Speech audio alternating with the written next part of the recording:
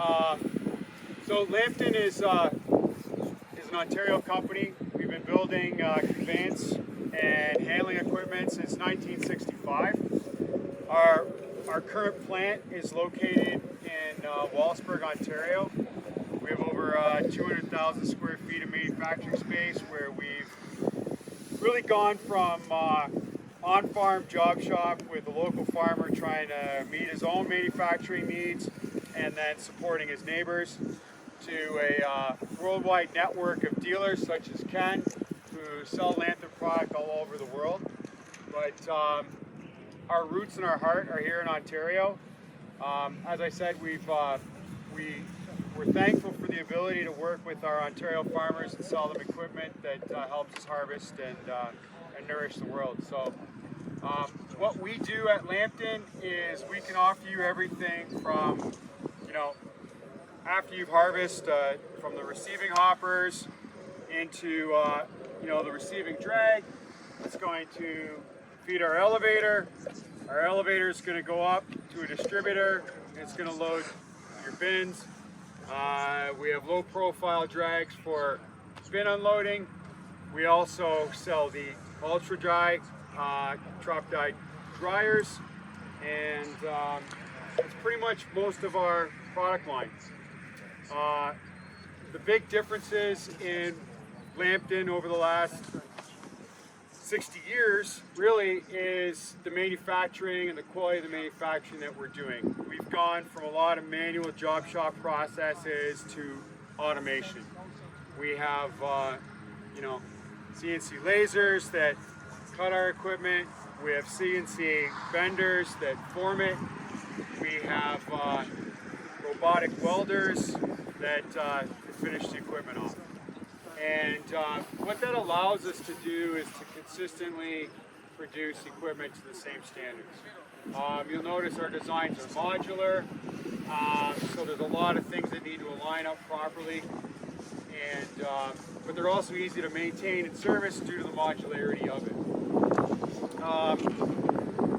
We have the ability to do small farm equipment, let's say a complete system that runs at 1,000 bushels an hour, all the way up to large commercial sites at 40 and 60,000 bushels an hour.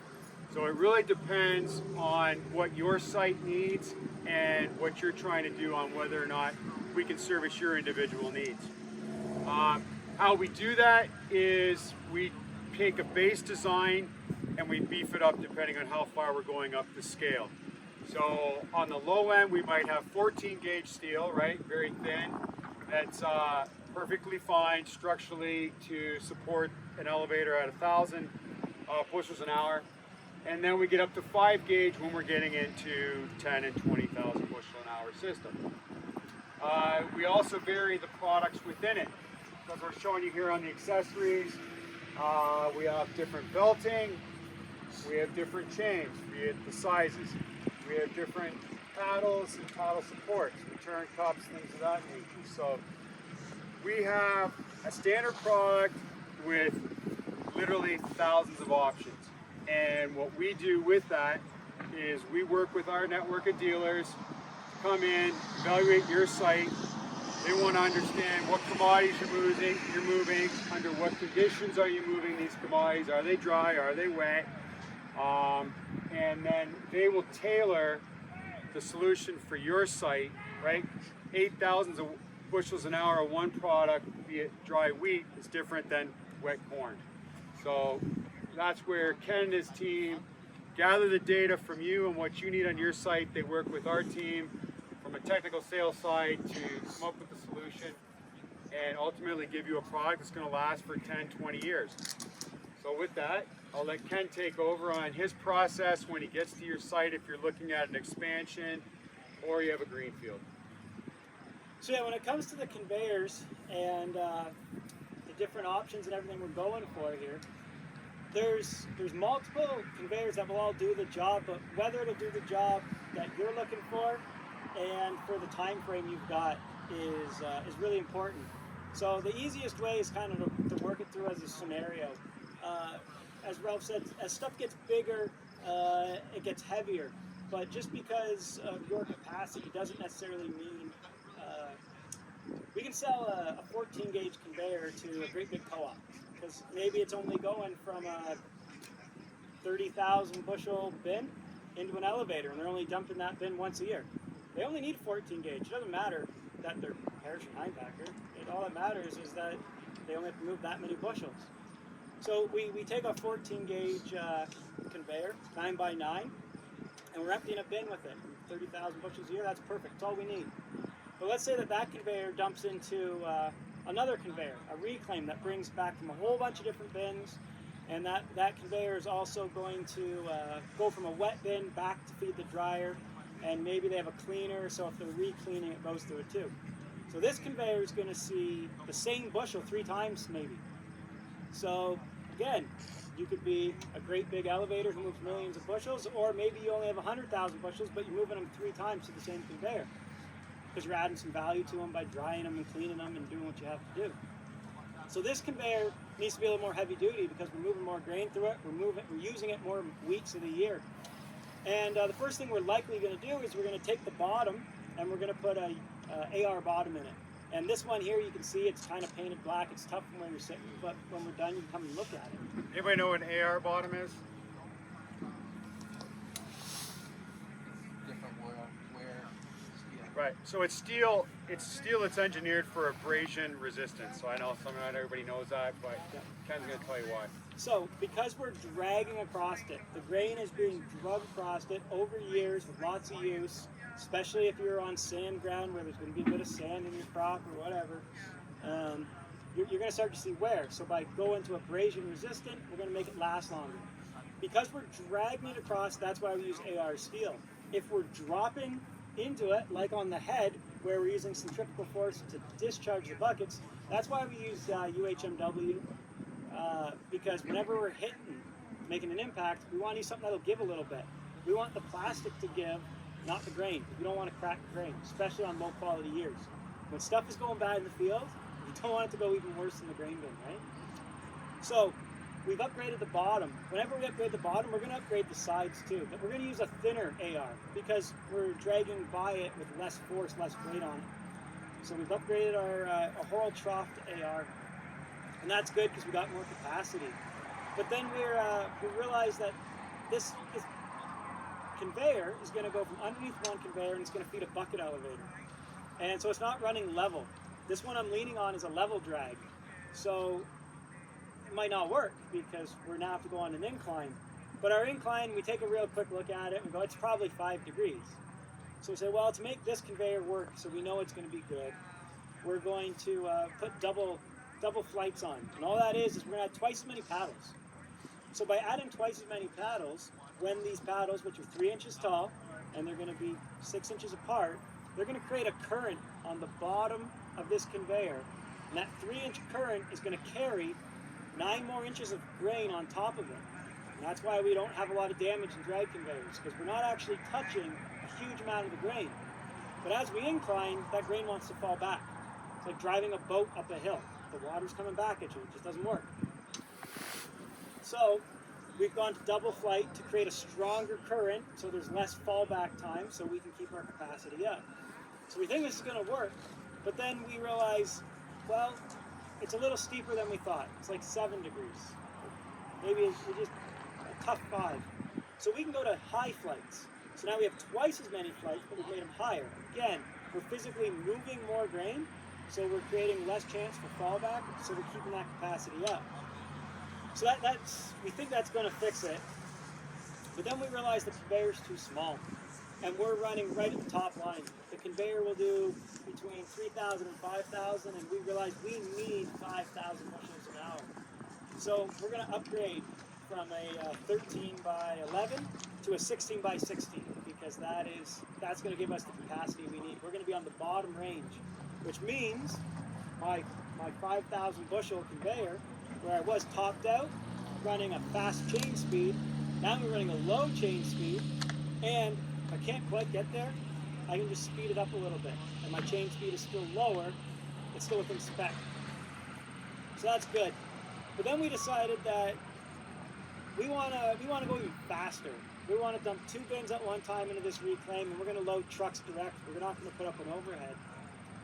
but we can't get more capacity because we have to get underneath the unloads of some other bins. So what we can do is we can switch to an incline drag. And an incline drag from the outside, if you don't know, it has the lid on it, looks very similar to this drag, but it has a pan in the middle. And then underneath that pan, the paddles they fill the whole cavity. And we're pushing each cavity of grain forward. We're not losing capacity. We can run that up to 65 degrees. That's what a standard receiving drag conveyor looks like. Incline drag, receiving drag, you can use that name interchangeably. So that's what we're going to use, because we can keep our body size smaller, but because we're filling it 100% no rollback, we're getting even more capacity. So it is the same 16 by 16 size, we got even more capacity, so now we can load trucks direct. And that's great, that got us our what we wanted, what we spec'd out. So that's 3 different conveyors that can all do the same job, but you got to have the right options. Now, the next way we can go is this conveyor, we don't want to step over it, because stepping over stuff is overrated. It sounds great, oh yeah, I'll just swing my leg over that, and then 10 years later, that sucks, and then 10 years later, you're like, I can't swing my leg over that anymore. So we're going to put a conveyor in, and we're going to start right at the back, right at the bin, and we're going to go right up to the elevator. And we're just going to go over top of everything, so that there's no supports, we can walk under, it's clear. For that, we're going to go even steeper, and we're going to use a grain cannon, a tube conveyor. And the nice thing with that is we can go 40 feet unsupported, so we can set it on the ground here, we can support the head at the elevator, and we can walk underneath it, get under there with the loader to clean up spilt grain. The other thing we can do is that head is so high, we don't want to have to service the motor, the gearbox, and everything. We can go to a tail drive. Simple tail drive, no extra cost, keep everything down, accessible, and we're actually going to change the oil on it and take care of it properly, because we don't have to get out a 20-foot ladder to get up there. We're not going to do that. We're not going to do that. So that's going to be when we're going to switch to a grain cannon. And that's just another conveyor doing the same job, same application, but we have different needs, and that's why we've gone for different equipment, and that's why they're all available. The last one is a round bottom drag. Round bottom drag is very similar to an en masse. Difference is we can get about another degree or 2 out of it, and it's for better clean out if we're switching commodities, if we're shipping directly to an end user, if we actually have to have a good sample all the way through and we're not blending loads, we're probably going to want a round bottom drag. Those are the 4 main conveyor groups, and all the different options within them. They're options, right? They're not custom options, they're options. So they're all sitting on a shelf, it's just whether or not they're assembled in the right conveyor for you. Yeah, and I think what we're trying to convey to you is that as a buyer, we want you to be more educated on what it is you're getting, right? Often guys are like, yeah, I have a system, it's 3,000 bushels an hour, and as Ken explained, that can mean a lot of different things depending on what you're really trying to get, right? Someone's 3,000 isn't the same as someone else's, you know. What are the motor ratings, you know, like what is it lined with? And, you know, and if you're getting a quote from somebody and it just says 3,000 bushel an hour drag, I'd be a little nervous, right?